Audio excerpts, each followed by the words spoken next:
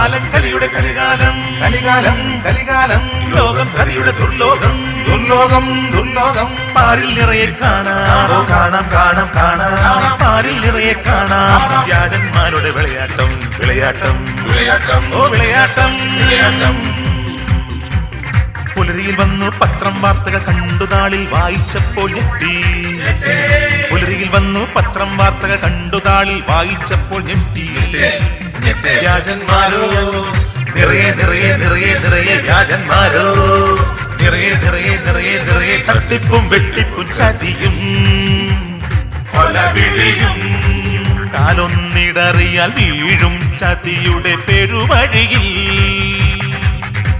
ഓ കാലം കണ്ണിൽ നോക്കി ലോകം എന്തൊരു ലോകം കാലം കണ്ണിൽ നോക്കി ലോകം എന്തൊരു ലോകം മണ്ണും വിണ്ണും നിറയെ നീതി നിഷേധം മാത്രം കരുതണമെന്നും നമ്മൾ വ്യാജന്മാരുടെ കുഴിയിൽ ചതിയന്മാരുടെ പടുകുഴിയിൽ വീഴാതെ വീഴാതെ വീഴാതെ ഒക്കെ നാം പെട്ടി തേപ്പ് വെട്ടി പെട്ടി തേപ്പ് വെട്ടി തേപ്പ് വെട്ടി തേപ്പ് വെട്ടി തേപ്പ് വെട്ടി എങ്ങും എങ്ങും എങ്ങും എങ്ങും തേപ്പ് വെട്ടി എങ്ങും എങ്ങും എങ്ങും എങ്ങും തേപ്പ് വെട്ടി തേപ്പ് വെട്ടി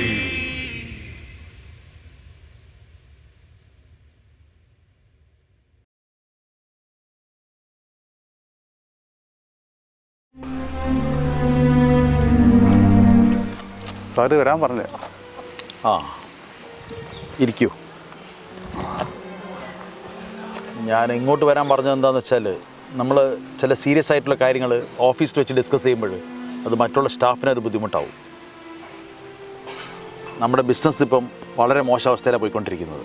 സാറേ, ഞങ്ങൾ ബിസിനസ് മാക്സിമം ശരിയാക്കാൻ നോക്കുന്നുണ്ട്. പക്ഷെ അങ്ങോട്ട് അവിടെ ആവുന്നില്ല. പക്ഷെ എന്തായാലും ശരിയാക്കും. മുതലാളി പേടിക്കണ്ട, എന്തായാലും സംഭവം ശരിയാക്കും. ബിസിനസ് നമ്മൾ വൃത്തി കൊണ്ടുവരും. ഇങ്ങനെ പോയാൽ എങ്ങനെ ശരിയാവാനാടോ? ആദ്യം പറഞ്ഞു ഇപ്പോൾ ഓൺലൈനാണ് ഇപ്പോഴത്തെ ട്രെൻഡെന്ന്.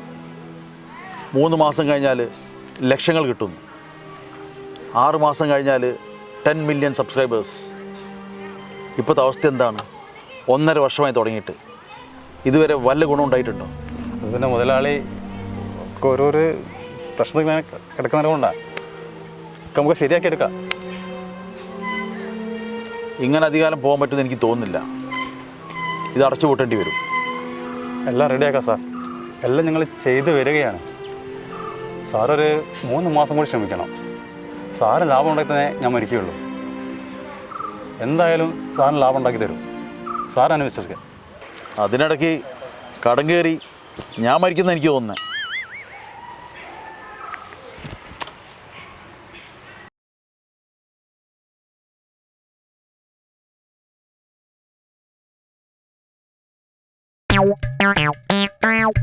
ആ സജിയേട്ടാ, ഇതങ്ങോട്ട് വെപ്രാളത്തിന് ഇങ്ങനെ കീച്ചിക്കില്ലേ? ആ കള്ളൻ ചൈതന്യ ദേവി ഇല്ലേ, നാഗദേവി, അവളെ എൻ്റെ ഭാര്യേൻ്റെ കയ്യിൽ ഒരു മരുന്ന് കൊടുത്തയച്ചു എൻ്റെ കുടി നിർത്താൻ വേണ്ടിയിട്ട്. അവളത് ചായയിലാക്കി പൊടിച്ചിട്ട് എനിക്ക് രാവിലെ അടുക്കളയിൽ നിന്ന് തരുമ്പോൾ ഉണ്ടല്ലോ, ഞാനത് കയ്യോടെ അങ്ങ് പിടിച്ചു. ഓളെ നല്ലോണം ഒന്ന് കൊടുത്ത് കീറിയിട്ടാണ് ഞാൻ വരുന്നത്. ആ നാഗചൈതന്യ ദേവിന്റെ കഥ ഞാൻ കഴിക്കും. ഞാനിതാ പോയി വരുന്ന വിട്. സജിയേട്ടാ, പോലെ നീ വിടറാ. നിനക്കൊരു കാര്യ നിനക്കറിയോ? ആ പിന്നെ അവക്കും നിനക്കും അറിയോ കാര്യം? കാരണം എന്താ വെച്ചാൽ ഇവിടെ നിന്ന് കുടിയന്മാരും ലോട്ടറിക്കാരുമാണ് ഏറ്റവും കൂടുതൽ സർക്കാരിന് വരുമാനം ഉണ്ടാക്കിക്കൊടുക്കുന്നത്. നമ്മുടെ കേരള സംസ്ഥാനം ഓടുന്നത് ഇപ്പം എങ്ങനെയാ? കുടിയന്മാരെയും ലോട്ടറിക്കാരെയും വരുമാനം കൊണ്ടാണ്. സർക്കാർ ഉദ്യോഗസ്ഥന്മാർക്ക് ശമ്പളം കൊടുക്കുന്നത് വരെ കുടിയന്മാരെയും ലോട്ടറിക്കാരെയും കൂടി സഹകരണം കൊണ്ടാണ്. മനസ്സിലായോ? അപ്പം ഞങ്ങളെ കുടിയന്മാരെ കുടി നിർത്താം. ഓളാരാ? ഞാൻ ഓളൊന്ന് ശരിയാക്കും. നീ പോടാ, വിട്.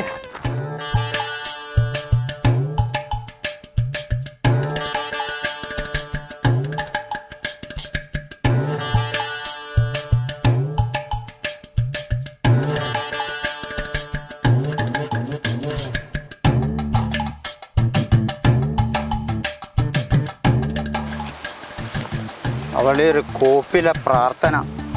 കണ്ണ് തുറക്കടി.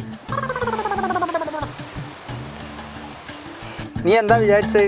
എൻ്റെ കുടി നിർത്താൻ വേണ്ടിയിട്ട് നീ എൻ്റെ ഭാര്യേൻ്റെ കയ്യിൽ ഒരു മരുന്ന് കൊടുത്തു വിട്ടില്ലേ? നീ എന്താ വിചാരിച്ചത്? എന്നെ ഞാൻ ശരിയാക്കുപ്പോൾ? മകനെ, നീ എന്താ ഇങ്ങനെ ക്രോധത്തോടെ ഇങ്ങനെ നിൽക്കുന്നത്? ക്രോധം അരുത് മകനെ, ക്രോധം ആപത്താണ്. ഞാനപ്പോഴാണ് നിൻ്റെ മകനായത്? ഈ ലോകത്തുള്ളവരെല്ലാവരും എൻ്റെ മക്കളാണ്. ഞാൻ എല്ലാം അറിയുന്നവനാണ്. ഞാനൊന്നും പറയുന്നില്ല. നീ കല്യാണം കഴിച്ചിട്ടുണ്ടോ? കല്യാണം കഴിച്ചിട്ടില്ല. പിന്നെ കല്യാണം കഴിക്കാതെ എങ്ങനെയാ കുട്ടികൾ ഉണ്ടാവുക? കല്യാണം കഴിക്കാതെയും കുട്ടികളുണ്ടാകും. ഈ മകൻ ഒന്നും അറിയില്ല. കുട്ടികൾ ഉണ്ടാവാൻ കല്യാണം കഴിക്കണമെന്നില്ല. ഈ മകൻ ഒരു പാവമാണ്. ജോലിയും കൂലിയും ഇല്ലാതെ സുഖിച്ച് ജീവിക്കുന്ന നിന്നോട് ഇതൊന്നും പറഞ്ഞിട്ട് കാര്യമില്ല. മകനെ, നിങ്ങളൊക്കെ 7-8 മണിക്കൂർ ജോലി ചെയ്യുമ്പോൾ ഞങ്ങൾ 24 മണിക്കൂറും ജോലി ചെയ്യുകയാണ്. അതും ഈ ലോക നന്മയ്ക്ക് വേണ്ടി. തിന്നും കുടിച്ചും സുഖിച്ച് ജീവിക്കുന്നതാണോ നിന്റെ 24 മണിക്കൂർ ജോലി? മകനെ, നിനക്കത് പറഞ്ഞാൽ മനസ്സിലാകുകയില്ല. ഈ അമ്മ ചെയ്യാത്ത ജോലികളില്ല. ടീച്ചറായും ഡ്രൈവറായും ടൈലറായും എല്ലാം ഈ അമ്മ ചെയ്തിട്ടുണ്ട്. കൂടാതെ കവിതയും കഥകളും എഴുതിയിട്ടുണ്ട് ഈ അമ്മ. ഈ മോനൊരു പാവമാണ്. ഞാനൊന്നും പറയുന്നില്ല. മകനെ, നിന്റെ ദേഷ്യം അല്പം കുറഞ്ഞു വരുന്നെന്ന് തോന്നുന്നുണ്ടല്ലോ. അത് കുറഞ്ഞു വരാൻ ഈ അമ്മ ഒരു വിദ്യ കാണിച്ചു തരട്ടെ.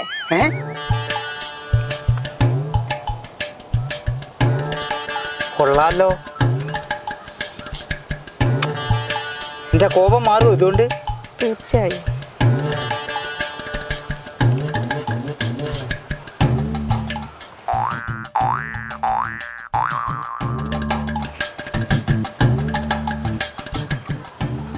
ഒന്നാന്തരം മരുന്ന്.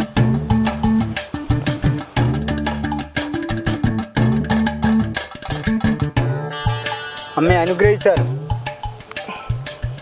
ഇപ്പം മകനെ, നിന്റെ കോപങ്ങളൊക്കെ അടങ്ങിയില്ലേ? കോപം പതുക്കെ പതുക്കെ കുറഞ്ഞു വരുന്നു. ഈ സന്തോഷത്തിനായിട്ട് നമുക്ക് ആനന്ദ നൃത്തമാടാം. ആവട്ടെ അമ്മേ. ആടാം. ആനന്ദം ആനന്ദം പരമാനന്ദം, ആനന്ദം ആനന്ദം പരമാനന്ദം, ആനന്ദം ആനന്ദം പരമാനന്ദം. ആടാം പാടാം നമുക്ക് ലോക നന്മയ്ക്കായി ഒരുമിക്കാം. ആടാം പാടാം നമുക്ക് ലോക നന്മയ്ക്കായി ഒരുമിക്കാം.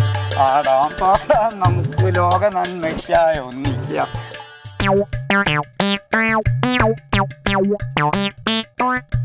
മുരളി, മുരളി, ഇവനെ കൊണ്ടൊക്കെ വല്ല കാര്യമുണ്ടോ? ഇവനെന്താ എന്നെ പറ്റി പറഞ്ഞത്? ഒരു കഴിവില്ലെന്ന്. വെറുതെ ഇവനെ കൊണ്ടു കിടന്ന മുതലാളിന് പൈസ പോകുക എന്നല്ലാണ്ട് വേറെ എന്താ കാര്യമുള്ളത്? നീ കാര്യം പറയും. കാര്യമുണ്ട് മുരളി. ഞാനൊരു സൂപ്പർ വീഡിയോ വന്ന് നാളെ മുതൽ ചാനലിലിട്ടാൽ ഇത് വൈറലാകും. ഇനി മുതൽ മുതലാളിൻ്റെ ചാനൽ നമ്പർ 1 ആയിരിക്കും. ഇതാ നോക്കിക്കേ. എന്താ ഇത്? നോക്കി. ആനന്ദം ആനന്ദം പരമാനന്ദം. കണ്ടില്ല? ആടാം പാടാം നമുക്ക് ലോക നന്മയ്ക്കായി ഒരുമിക്കാം. ആടാം പാടാം നമുക്ക് ലോക നന്മയ്ക്കായി ഒരുമിക്കാം. അതാണ് പറഞ്ഞത്. എങ്ങനെയുണ്ട്? ആടാം പാടാം നമുക്ക് ലോക നന്മയ്ക്കായി ഒരുമിക്കാം. ആടാം പാടാം നമുക്ക് ലോക നന്മ. കണ്ടില്ലേ, ചിലർ സോഷ്യൽ മീഡിയയിൽ വൈറലാവുന്നതിന് എന്തൊക്കെയാണ് കാട്ടിക്കൂട്ടുന്നത്. ഒന്ന് മനസ്സിലാക്കുക, നമ്മൾ ചെയ്തു കൂട്ടുന്നത് മറ്റുള്ളവർക്ക് ഉപദ്രവമാവാതെ നോക്കുക.